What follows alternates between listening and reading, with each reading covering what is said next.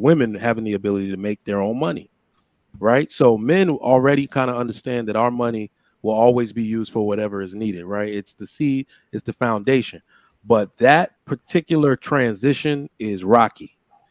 The first time, we were talking about it, and my wife got too excited, right? And was just like, well, maybe we shouldn't do it. And I'm looking at like, with the money that I make, like, oh, you telling me, like, so it's not smooth. I don't even ever want to pass it off like it is a smooth transition. It's going to be really rocky at first unless you're used to it already, right? So it's really just getting used to the fact that you can actually trust this person to be a person of their word, or a man of their word, who's going to give you what they say they're going to give you, that's going to deliver when they said they were going to deliver, and that's how it smooths itself out. I think we're getting caught up on the word allowance rather than it being just a personal spending budget. For instance, you got the money set aside for your household bills. Then you got the money set aside for your 401k if it's not already been taken out if you own your own business. Then you got the money set aside for investments. Then the money set aside for vacations. And then when it's all said and done, you say, okay, here's your personal spending budget. I'll give you this amount. Here's my personal spending budget. And that's how I look at it.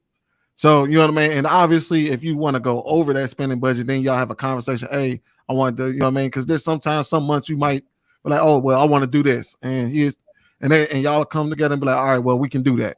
But I think we're getting caught up on allowance rather than saying it's just a personal spending budget. You get a set amount because that's how your budget works. Yeah. I just want to give y'all kind of like a situation, and I can understand when people may not have run into it. But let's just say you do meet a person and you guys get married, and she always had her own job, and then she made the decision that she wanted to, pour into your vision more. So she gave up her job. That transition could be something like it's a big deal for her. So she's not used to asking people for money. And so you can, and you may be able to see how she reacts to it, or she may feel like she can't do certain things, or any little thing that she's would just typically do. Now she has to ask you. So in that instance, whether you want to say allowance, a stipend, however you want it, I mean, that shit really don't matter. It's just that having her own money, so to kind of supplement that change. Now, if it's always been that way and you guys got married, and as I said, it's 50-50, and I don't think she would need allowance. You guys are having a baby. She's off for 3 or 4 months. I don't think it would be allowance, but I can see how that can come into play in that particular situation. Yeah. That sounds like ego, though, because why would you feel any type of way to ask your lifetime partner for money? If this is a decision y'all came together collectively, like, hey, we're gonna go more towards this vision, and I know that I'm gonna be the 100% breadwinner. You should feel no type of way asking me for money. That's all ego. That's all self-inflicted. Because why would you feel any type of way for lifetime? Some women. So if you're gonna be open, you gotta be open when it comes to finances, because you may not be in a situation where she may not know exactly everything you're bringing in, and so she might be gauging that you may be struggling, maybe you may be taking a hit somewhere, so she don't really want to ask you, and then same time she don't really know how much you're really bringing in. So, I mean, that's why these conversations are important, because if you open it all the way up, then you're able to kind of adjust it in all ways, and you won't have these things like Yeah. So I'll say this as a married person. People think so. I told y'all it's news to me that most people keep their money split, but it's not an easy process. And what it really comes from is women having the ability to make their own money, right? So men already kind of understand that our money will always be used for whatever is needed, right? It's the seed, it's the foundation. But that particular transition is rocky.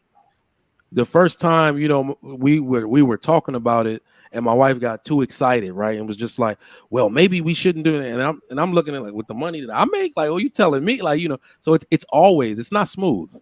I don't even ever want to pass it off like it is a smooth transition. It's going to be really rocky at first unless you're used to it already, right? So, it's really just getting used to the fact that you can actually trust this person to be a person of their word or a man of their word who's going to give you what they say they're going to give you. Um, that's going to deliver when they said they were going to deliver, and that's how it smooths itself out, right? Because when someone's not spending, that's why I talked about responsible stewardship, right? So if somebody is an irresponsible stewardship or steward with their money, you're gonna be what do you call it, reserved on letting them have free reign at yours. So yeah, that's why I think it always no matter what we want to call it, it's always going to be a kind of allowance, and over time y'all will find a stride that works for y'all and get through it. But it's hard. Hey, Yeah. Mike, let me ask you a question. Yeah. You said it's always going to be rocky. My No, I question say is, it's always rocky in the beginning if no, you're not used to yeah, it. Yeah. I'm saying, but why does it have to be rocky? Why can't it be smooth? Like, Because women make their own money, and I'm telling you, I don't think it's usually due to the men. If the woman is trying to tell the man what to do with his money, it's a problem. If the man is, well, this is where I think it's really a problem. If the man is now trying to tell the woman what to do with her money, remember, this is a right women just got. They just started making their own money. They just started working, and as we can see, women are really feeling themselves. So they don't understand that in a traditional relationship, we just don't spend. We just don't have separate accounts. That's detrimental to a lot of things. You know how much money she make, but when it's time for y'all to get a house, you be like, you make 70,000 a year, but your account has $329 in it. Like, you see, if you don't talk about these things, you see what I'm saying? It's gonna be rocky, bro. So I feel like it can be smooth though. I feel like you can make it smooth. I feel like a lot of these problems is self-inflicted, and it's all because people living in their egoic mind. Like you absolutely. you have to let the ego go. Once you come in a partnership like a marriage, there's no room for ego. So if you still having those type of problems to where you even scared to even talk about your finances, that's an issue in itself. There's no reason we go to buy a house and oh shit, you got $700 in your account. You got a problem with your marriage right there alone. Because how you didn't been noticed? It's a whole process that goes into buying a fucking house or something, making a purchase that big to the point where you just now find out we finna sign the ink. Oh shit, I only got $600. Bro, you got a whole nother problem. Not only do we now, definitely you should have talked about it way before the house. That would be crazy. But what I'm saying is that even in I would actually guess, bro, that people do not talk about this until they're engaged. I guarantee you. Yeah. It's not like they're talking about this in the dating phase. Until they are engaged, they will not have this conversation. That's or if they go to premarital counseling, because in premarital Yeah. counseling they will bring that up. No, I've seen pictures of premarital counts. People A lot of looking people at don't the do other that. person's head like, "What the?" But look, if a lot of people talked about it, a lot of people's personas would be deflated. They wouldn't be able to act like. I think it may just be a little bit uncomfortable. I think that when you're talking about finances, that's something that's very touchy for some people. And if they're not comfortable with talking about it, or if they're not comfortable with sharing what they have, or maybe where they, where they slack at, or where they're not, too strong in. And that's where, you're the person that you're with is supposed to, help you out. You're supposed to be helping each other out in that sense. But I think those initial conversations are hard because in the situation that JR gave with, someone completely giving up what they were doing to then follow, their guy with his dream and his vision, then you're talking about a different level of trust. It's not just emotional trust now it's financial trust. And I think we want to say, oh, well, I trust you, but there's different sectors of trust. And I think being comfortable in that trust with someone. So I not to say that it's not ego.